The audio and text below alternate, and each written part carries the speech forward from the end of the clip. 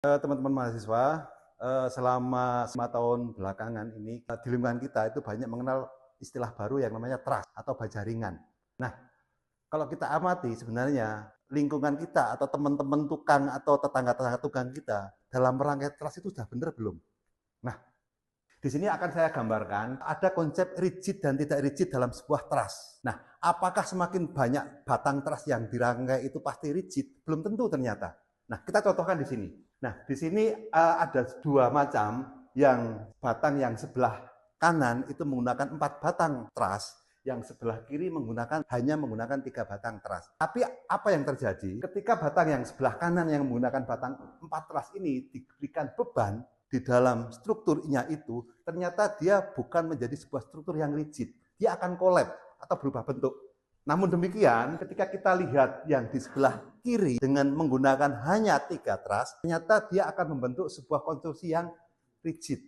Nah, artinya apa? Artinya kekuatan itu tidak melulu hanya faktor banyaknya batang yang dirakit, tapi faktor masalah kekuatan. Nah, di sini ternyata ada formulasi yang teman-teman tukang, tetangga-tetangga kita, tukang-tukang yang ada di lingkungan kita belum memenuhi aspek ini. Di sini ada faktor yang pertama itu ada faktor jumlah batang, yang kedua ada faktor yang namanya jumlah join atau jumlah sambungan. Nah, ada persamaan yang sangat simpel untuk menyatakan sebuah struktur itu rigid atau collapse atau tidak rigid.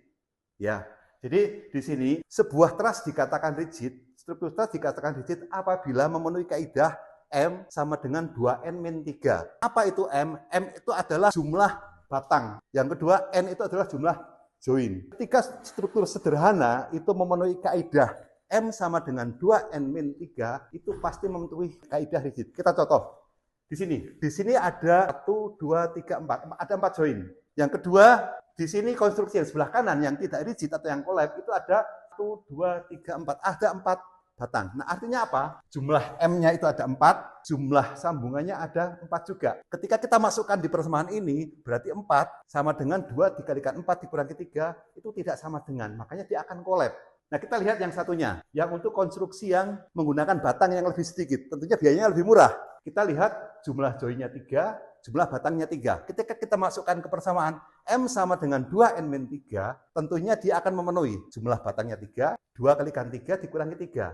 Dia akan memenuhi persamaan ini. Jadi terkonfirmasi bahwa sebuah struktur yang kuat itu bukan masalah jumlah batangnya yang banyak, tapi masalah membuat struktur atau konstruksi yang benar. Nah, itu poinnya.